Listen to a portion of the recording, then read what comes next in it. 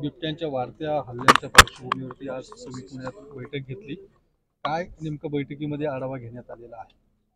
बाब अशी की प्रामुख्याने आपण जुन्नर आणि शिरूर तालुक्याचा विचार करता साधारण 85च्या घरात मी इथे आलो तर इथे सगळी ओसाड जागा होती.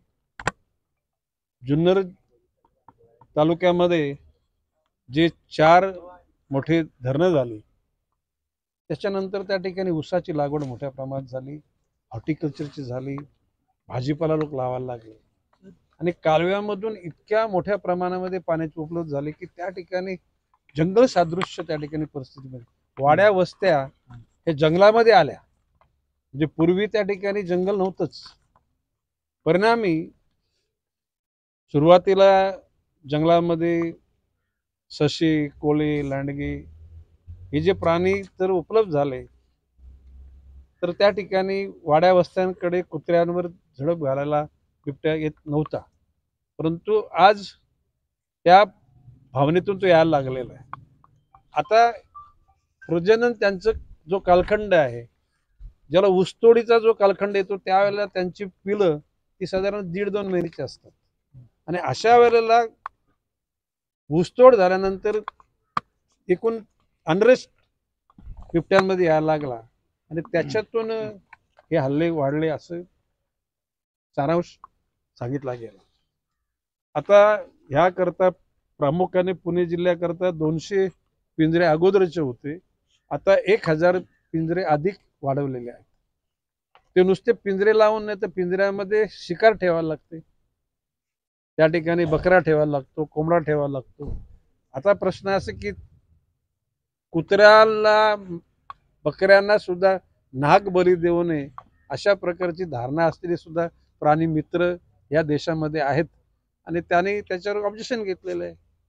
तर आता त्या सर्व गोष्टी करताना म्हणजे पिंजऱ्यामध्येच जर बकरामध्ये असेल तर तो बकऱ्याला एका प्रोटेक्शन मध्ये आणि तो बिबट्या एका प्रोटेक्शन पिंजऱ्यामध्ये दोन्ही अडकले जाते.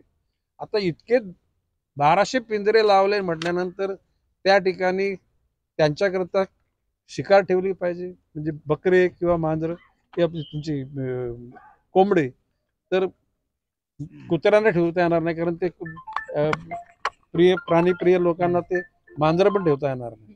तर बकरे आणि कोंबड्यांना खाद्य घालणारी माणसं पाहिजेत. एकूण आता ऊन तापल्यानंतर त्यांचं उन्हापासून रक्षण पण करायला पाहिजे, त्यांना पाणी दिलं पाहिजे. आणि म्हणून आता तिथल्या लोकल ज्या तरुणांनी ह्या मोहिमेवर सहभाग घेण्याची इच्छा व्यक्त केली त्या लोकांना सहभागी करण्याचं निश्चित मी सूचना दिलेल्या आहेत.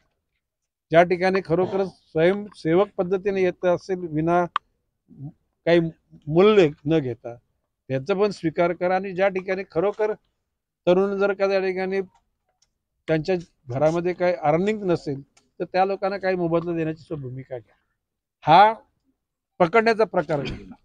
आता सॅटेलाइटच्या माध्यमातून आर्टिफिशियल इंटेलिजन्स या माध्यमातून काही ट्रॅप कॅमेरे लावले जाणार आहेत आणि साधारणपणे 1 किलोमीटर अंतरावर एक 1.25 लाख रुपयाचा एक यंत्र तो लावला तर एका गावाला जसं बिबट्या तिथे आला की ऑटोमॅटिकली त्या ठिकाणी सायरन वाजणार आहे आणि त्या सायरन वाजल्यानंतर लोक अलर्ट होतील. आता पूर्वी वीज रात्री दिली जायची ते ह्या पुणे जिल्ह्यामध्ये आणि आता अहिल्यानगर जिल्ह्यामध्ये शेतकऱ्यांना वीज दिवसा म्हणजे सकाळी 7 ते संध्याकाळी 7च्या अगोदर वीज देण्यात आलेली आहे. लोकांना सतर्क करण्याची भूमिका वन खात्याने घेतली, पोलीस खाते मदत करते, रेव्हेन्यू डिपार्टमेंट सुद्धा मदत करते. एकूण आता पुणे जिल्ह्याकरता 11 कोटी रुपयाची यंत्रणा उभी केलेली, त्यांना गाड्या ते स्टिक्स त्यांना दिलेले आहेत, ड्रोन दिलेले आहेत. तशाच प्रकारची अहिल्यानगर जिल्ह्यामध्ये तशी तरतूद करण्याकरता माननीय पालकमंत्री राधाकृष्ण विखे पाटील यांना मी स्वतः मित्र म्हणून सूचित केलेला आहे. आणि पुणे, अहिल्यानगर आणि आता नाशिककडे त्या ठिकाणी त्याचा वावर सुरू झाला आहे. आता कुंभमेळ्याच्या अनुषंगानं भविष्यकालामध्ये तो परिसर तर अति सुरक्षित करण्याची भूमिका घ्यावी लागणार आहे. आणि म्हणून या तिन्ही जिल्ह्यामध्ये कुठल्याही परिस्थिती युद्ध पातळीवर ज्यावेळेला डिस्ट्रिक्ट प्लॅनिंग कमिटीमधून फंड्स येतील नाही येतील, खात्याला मी निर्देश, आपल्याकडे असलेल्या अत्यावश्यक जो इमर्जन्सी फंड आहे त्याच्यातून ते वापर करावा आणि कुठल्याही परिस्थितीमध्ये जनतेच्या कुठल्याही हानी म्हणजे जीवित हानी होणार नाही याच्यावर दक्षता घ्या. पूर्वी एक खडसे नावाचे एक ते अधिकारी होते, त्यांनी काही योजना सांगितल्या होत्या. त्यावेळेला त्यांनी योजना केली की त्यांनी बकऱ्या खरेदी केल्या आणि जंगलामध्ये बकऱ्या सोडून दिल्या.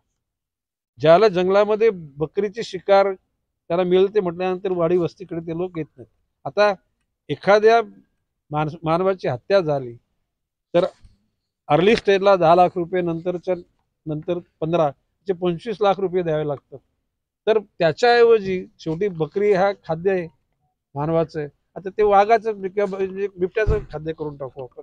आणि मी सूचना दिल्यात अशा प्रकारच्या शेळ्या तुम्ही खरेदी करा आणि त्याला लोकांना जागृत करा.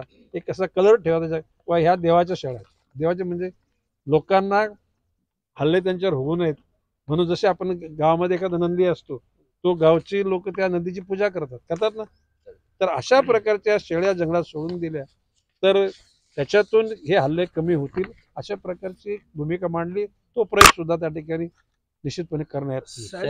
वनतारामध्ये आपले जे बिबटे आहेत वनतारामध्ये पाठवण्याचे सुद्धा तुम्ही निर्देश दिले होते, त्याची काही आकडेवारी आहे का? ऐकून घ्या बाब, असे की वनतारामध्ये आपण जर चांगल्या पद्धतीने त्यांना जर विनंती केली ते 200, 400, 500 बिबटे पण ठेवतील.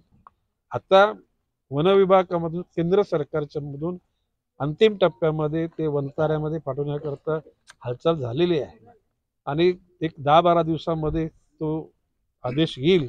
त्याच्यानंतर वनताऱ्यामध्ये पाठवले जातील.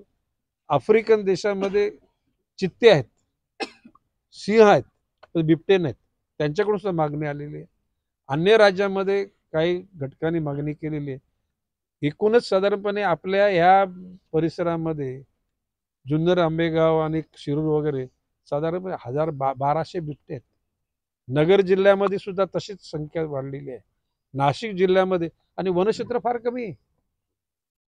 नगर जिल्ह्यामध्ये 9% वनक्षेत्र आहे, जे केंद्र सरकारच्या नॉर्म्सप्रमाणे 33% असायला पाहिजे.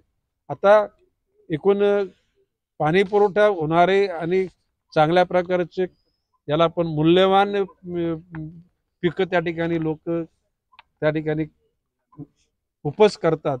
तर आता त्या ठिकाणी तो रेशो 9चा कसा 33 पर्यंत न्यावा हा प्रश्न आहे.